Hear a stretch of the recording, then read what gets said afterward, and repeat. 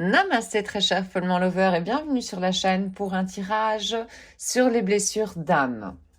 Pour voir un petit peu quelles blessures nous pouvons commencer ou continuer à guérir. Je vais utiliser les cartes de guérison des 5 blessures de l'âme, donc de Lise Bourbeau.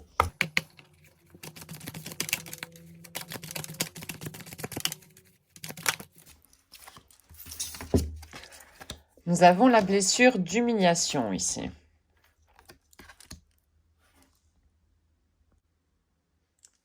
Alors, aujourd'hui, quand je me montre maladroit en public et je me sens humilié à cause de ceci, je décide d'accepter ma maladresse. Au lieu d'occulter ma honte en faisant rire les autres à cause de mon accident. Enfin, de mon incident plutôt. Si cela me résulte difficile à faire, je m'octroie le droit d'être ainsi pour l'instant, en reconnaissant que le fait de se moquer de soi-même, je me sens humiliée. Et en sachant qu'un jour, je laisserai tomber cette croyance qu'être une personne maladroite est un motif pour se sentir honteux. Donc, la blessure d'humiliation a été portée, on va dire, par l'un des deux parents. C'est le masque du masochiste qui est porté quand cette blessure se réactive. La grande peur qui se cache derrière cette blessure, c'est la peur de la liberté. Et le grand besoin, en fait, c'est de se permettre le plaisir d'être sensuel. Je vais prendre maintenant une carte message de guérison de Caroline Miss.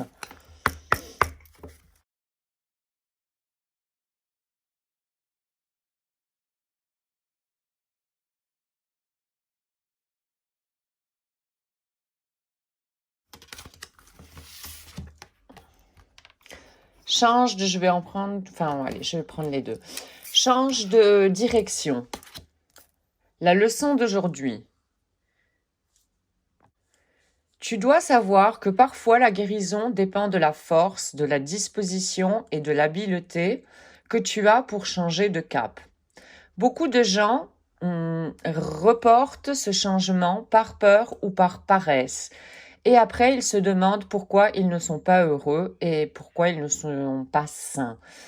Ton objectif, prendre une décision ferme et effective avant que se termine la journée.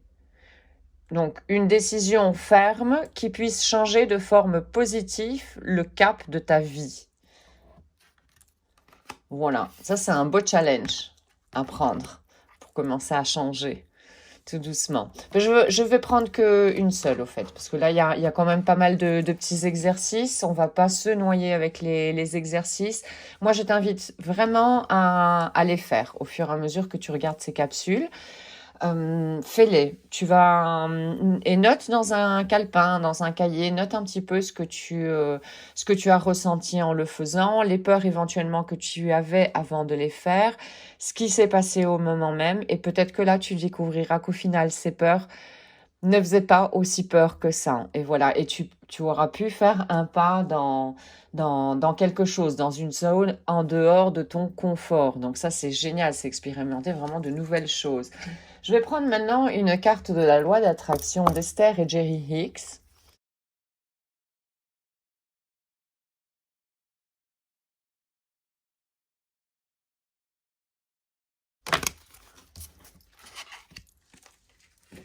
Alors, mon être intérieur me guide à travers mes émotions. Le guide à l'intérieur, c'est l'enfant intérieur que nous avons. C'est cet enfant intérieur, source énorme de créativité, de joie à la base. Mais et souvent, il est blessé. D'où c'est l'intérêt de faire voilà, des petites capsules comme ça pour voir un petit peu nos blessures et commencer à les guérir tout doucement. Et quand cet enfant intérieur, donc dans l'énergie yin que nous avons tous en nous, cette énergie féminine avec l'inconscient, cette énergie qui traverse la gauche de notre corps, si jamais tu n'as jamais entendu parler de ces concepts, je t'invite vivement à venir voir la playlist Yin et Yang où je poste des vidéos sur base journalière pour comprendre ces deux énergies que nous avons en nous, cette énergie féminine Yin et cette énergie masculine Yang. Donc voilà, ça, je ferme la parenthèse et je vais traduire la carte.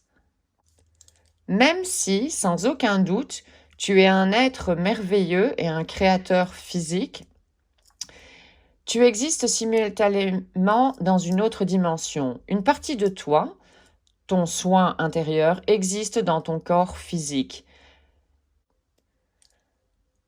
Les émotions constituent ta guide, au fait. Tes émotions sont l'indicateur physique de ta relation avec ton soi intérieur. Mais oui, tout à fait. Et il est très important de passer du temps avec son enfant intérieur, et ça sur base journalière, avoir un contact avec cette énergie en nous. Il est vraiment très important parce qu'il y a des blessures à soigner dans cet enfant, et nous sommes les seuls qui pouvons le faire. Personne d'autre ne peut le faire. Donc, si on se plaint qu'on n'est pas bien dans notre vie, au fait, il faut aller voir à l'intérieur de soi-même, vraiment, et commencer à voir ses blessures et les guérir tout doucement. Avec, par exemple, les cartes ici, les petits conseils, les petits exercices que propose ici Lise Bourbeau. Je vais prendre une dernière carte de « Tu peux le faire » de Louise Hay. Là, a voulu sortir. Je pense en grand. De cette manière, je me permets d'accepter les majeurs bénéfices de la vie. Je suis un aimant pour l'argent. Tout type de prospérité, mais octroyé. Voilà le petit message. Bon ben voilà, très cher Follement Lover, j'espère que cette petite guidance sur les blessures de l'âme t'aura motivé pour regarder tes blessures et pour commencer ou continuer à te guérir et grandir en conscience surtout, et aller vers ton bonheur, parce qu'au fait c'est toi, ton bonheur t'appartient, c'est ta responsabilité. Donc voilà, merci beaucoup d'avoir visionné cette capsule. Je te souhaite à très très très bientôt. Et je te souhaite également une excellente route sur le chemin de ton bonheur. Merci. Om